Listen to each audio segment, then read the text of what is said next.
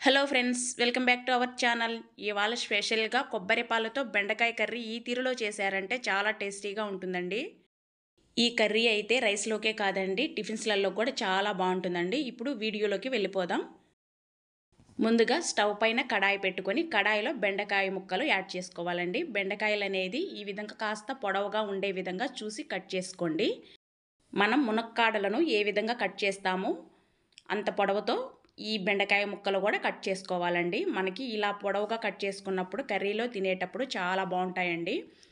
లో ఫ్లేమ్లో ఆయిల్ ఏమీ యాడ్ చేయకుండా ఈ విధంగా బెండకాయలను ఫ్రై చేసుకోవటం వల్ల మనకి జిగురుతనం అనేది అస్సలు ఉండదండి. ఖచ్చితంగా ఈ ప్రాసెస్ అయితే చేసుకోండి. ఇలా వేపుకున్న బెండకాయ ముక్కలను పక్కన తీసి పెట్టుకొని అదే ప్యాన్ పెట్టుకుని తగినంత ఆయిల్ యాడ్ చేసుకోవాలండి. ఆయిల్ హీట్ అయిన తర్వాత 1 టేబుల్ స్పూన్ ఆవాలు, 1/2 టేబుల్ స్పూన్ జీలకర్ర యాడ్ చేసుకోవాలి. కాస్త చిట్లిన తర్వాత ఒక పెద్ద సైజు ఉల్లిపాయ కట్ చేసి యాడ్ చేసుకోవాలండి. ఉల్లిపాయ అనేది మరీ సన్నగా తరుక్కొని అవసరం లేదండి, మీడియం సైజులో కట్ చేసుకుంటే సరిపోతుంది.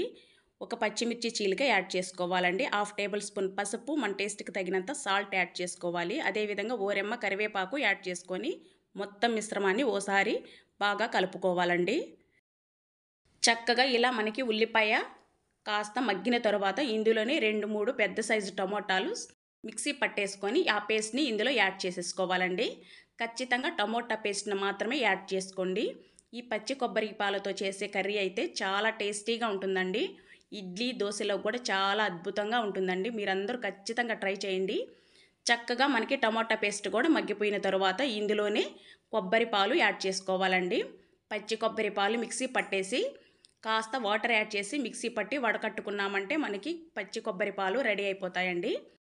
ఇప్పుడు పచ్చి కొబ్బరి పాలు యాడ్ చేసిన తర్వాత 1 మినిట్ పాటు మగ్గించుకోవాలండి. అలా మగ్గిన తర్వాత మనం ముందుగా ఫ్రై చేసి ఉంచుకున్న బెండకాయ ముక్కలు కూడా ఇందులో యాడ్ చేసేసుకొని చక్కగా మొత్తం మిశ్రమాన్ని ఓసారి బాగా కలియబెట్టేసుకోవాలండి.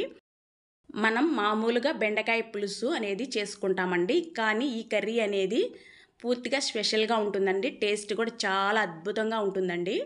ఖచ్చితంగా ఈ కర్రీ అయితే మీరందరూ ట్రై చేయండి. చక్కగా ఇలా కలుపుతూ మూత పెట్టేసి లో ఫ్లేమ్లో ఒక 2 మినిట్స్ పాటు మగ్గించుకోవాలండి. అలా 2 మినిట్స్ మగ్గిన తర్వాత ఇందులోనే మన స్పైసీకి తగినంత కారం యాడ్ చేసుకోవాలండి. 1 table spoon garam masala add చేసుకోవాలి. మరొక్కసారి మొత్తం మిశ్రమాన్ని కలుపుకోవాలండి. రెసిపీ అనేది చూస్తున్నప్పుడు స్కిప్ చేయకుండా చివరి వరకు చూడండి ఫ్రెండ్స్, అప్పుడే మీకు రెసిపీ అనేది అర్థమవుతుంది. అదేవిధంగా ఫస్ట్ టైం మన ఛానల్ చూసే వాళ్ళు ఉంటే తప్పకుండా ఛానల్ని అయితే సబ్స్క్రైబ్ చేసుకోండి. ఇప్పుడు చిన్న నిమ్మకాయ సైజ్ అంతా చింతపండు నానబెట్టి గుజ్జు తీసుకోవాలండి. ఆ గుజ్జుని ఇందులో యాడ్ చేసేసుకోవాలి. కొద్దిగా సరిపోతుందండి చింతపండు గుజ్జు, మరీ ఎక్కువగా యాడ్ చేయకండి. ఓ చిన్న సైజు నిమ్మకాయ అంతా చింతపండు నానబెట్టుకుంటే కరెక్ట్గా సరిపోతుందండి. మనం పచ్చి కొబ్బరి పాలు పోసాం కాబట్టి ఎక్కువగా చింతపండు గుజ్జు అనేది యాడ్ చేయకూడదండి. చక్కగా లో ఫ్లేమ్లో మరిగించుకున్నామంటే మనకి కర్రీ అయితే చక్కగా ఉడికిపోతుందండి. చివరగా కాస్త కొత్తిమీర యాడ్ చేసుకున్నామంటే గుమగుమలాడే పచ్చి కొబ్బరి పాలతో చేసిన బెండకాయ కర్రీ రెడీ అయిపోయిందండి. టేస్ట్ అయితే అదుర్స్గా ఉంటుందండి. మీరందరూ ట్రై చేయండి. మనకి టిఫిన్స్లలో కూడా చక్కగా తినచ్చండి. చాలా టేస్టీగా ఉంటుందండి.